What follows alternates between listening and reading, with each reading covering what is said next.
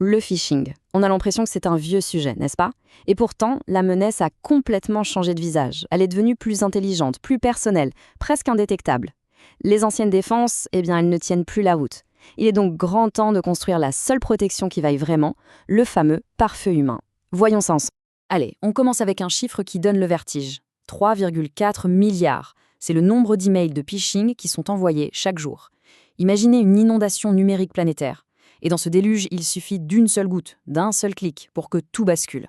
Et ça ne s'arrange pas. Tenez-vous bien, plus 1200%. C'est la croissance des attaques de phishing pilotées par l'intelligence artificielle, rien qu'en France. L'IA, aujourd'hui, elle ne se contente plus de corriger 2-3 fautes d'orthographe. Non, elle rédige des messages parfaits, personnalisés, qui ont l'air plus vrais que nature. La détection devient un véritable casse-tête. Et concrètement, ça donne quoi? Ça donne ça. 36% de toutes les violations de données commencent par un simple phishing. On ne parle pas juste d'un mail un peu pénible. On parle du point de départ de vols massifs de données, de pertes financières énormes et de crises de réputation qui peuvent couler une entreprise. Vous l'aurez compris, le cybercriminel d'aujourd'hui a rangé ses vieux appâts. Son arsenal s'est modernisé, il est beaucoup plus sophistiqué. Alors allons voir ensemble quelles sont ses nouvelles armes de prédilection. L'IA, c'est vraiment ce qui change la donne. Elle génère des messages hyper personnalisés, elle peut même créer des deepfakes, vous savez, ces fausses vidéos, ces faux messages vocaux qui imitent à la perfection la voix d'un dirigeant demandant un virement urgent. Franchement, même avec un œil très exercé, ça devient extrêmement difficile à repérer. Ensuite, il y a le kishing, c'est le phishing par QR code. On en voit partout, sur les tables des restaurants, sur les affiches, et c'est bien ça le problème. On parle de plus de 4 millions de tentatives en France. Un petit scan rapide sur une fausse facture ou en faux avis de livraison, et hop, nos identifiants peuvent être aspirés. Une commodité du quotidien qui est devenue une vraie menace. Une autre technique très sournoise, c'est le click fix. Sa croissance est de 400%, c'est énorme. L'idée est simple, le lien malveillant n'est plus un texte sur lequel on peut passer la souris pour vérifier l'adresse. Non, il est caché dans un bouton qui a l'air tout à fait officiel, du genre « consulter la facture » ou « régler le problème ». Ça joue sur notre réflexe de cliquer pour aller plus vite. Et attention, le phishing, ce n'est plus seulement dans la boîte mail. Le phishing par appel téléphonique et le smishing par SMS explosent littéralement.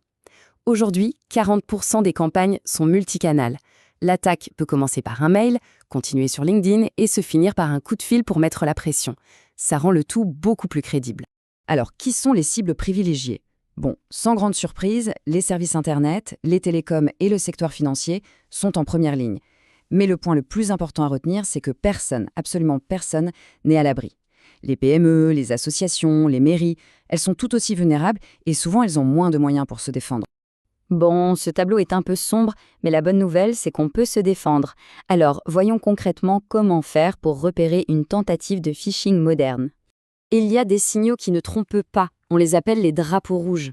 Par exemple, une URL qui semble correcte mais avec une petite faute, comme Microsoft avec un seul F, ou une adresse d'expéditeur un peu bizarre, et surtout, le signe le plus courant, une demande qui crée un sentiment d'urgence absolue, de panique.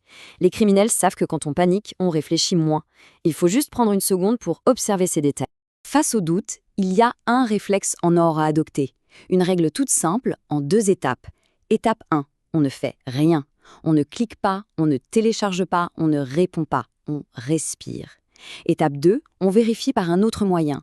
Un fournisseur envoie un mail pour changer son RIB, on ne répond pas au mail.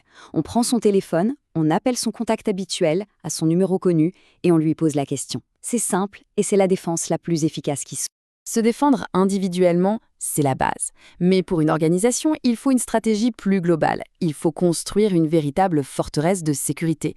Et cette forteresse, elle repose sur un cadre structuré et vous allez voir, facile à retenir. Une défense solide, moderne, elle s'appuie toujours sur ces 3 piliers. Le pilier technique, ce sont les outils. Le pilier humain, ce sont les gens, les collaborateurs. Et le pilier organisationnel, ce sont les processus, les règles du jeu. Si on mise tout sur la technologie, ça ne marchera pas. C'est l'équilibre parfait entre les 3 qui crée une vraie protection. Pour faire une analogie, le pilier technique construit les murs de la forteresse. C'est indispensable. Mais on le sait, les chiffres le montrent, entre 60 et 69% des attaques réussies impliquent un facteur humain. Le pilier humain, ce sont donc les sentinelles sur les remparts. Ce sont elles qui vont repérer les menaces que les murs, seuls, n'ont pas pu arrêter.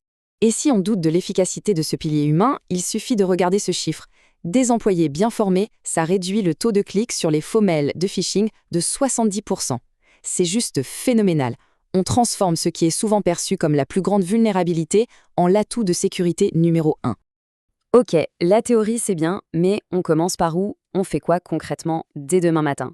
Eh bien, voici un plan d'action simple avec des mesures à fort impact organisées autour de nos 3 piliers. Pour le pilier technique, la priorité absolue, le truc à faire avant tout le reste, c'est d'activer l'authentification multifacteur ou AMF. C'est la ceinture de sécurité du monde numérique. Même si un mot de passe est volé, l'AMF bloque l'accès. Et il faut l'activer partout, sur les emails, le cloud, le CRM, les outils RH, absolument partout où c'est possible. Pour le pilier humain, l'action la plus efficace, c'est la simulation.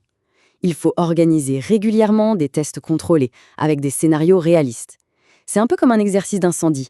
C'est en pratiquant qu'on développe les bons réflexes pour le jour où ça arrive pour de vrai. Ça permet d'apprendre à repérer l'hameçon et à signaler la menace sans panique. Enfin, le pilier organisationnel. Il faut un plan. Un processus très simple, écrit noir sur blanc et connu de tout le monde, qui explique quoi faire et qui contacter dès qu'on a un doute ou qu'on pense avoir cliqué sur un lien suspect. En cas d'attaque, la vitesse et la clarté de la réaction sont déterminantes pour limiter les dégâts. Et si le pire arrive, si quelqu'un a cliqué, voici la procédure d'urgence à suivre. Le point le plus important, c'est le premier, signaler immédiatement. Il ne faut jamais avoir honte ou peur des conséquences. Chaque minute qui passe est cruciale.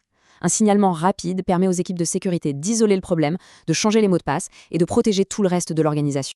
Pour conclure, on voit bien que le plus important, c'est un changement de perspective. Il faut arrêter de considérer les collaborateurs comme une faille de sécurité et commencer à les voir comme ce qu'ils sont vraiment, notre meilleure et notre dernière ligne de défense. Tout est dit dans cette phrase. La solution au phishing, ce n'est pas un nouveau logiciel magique. C'est une approche globale qui intègre la technologie, oui, mais aussi les processus et surtout qui donne aux gens la connaissance et les moyens d'agir correctement. Les employés ne sont pas le maillon faible, ils sont le pare-feu humain. Et je vous laisse avec cette question. À une époque où l'intelligence artificielle peut imiter l'humanité à la perfection pour nous tromper, notre meilleure défense ne réside-t-elle pas finalement dans ce qui nous rend, nous, profondément humains? Notre esprit critique, notre intuition et notre capacité à communiquer et à nous entraider. C'est une piste de réflexion.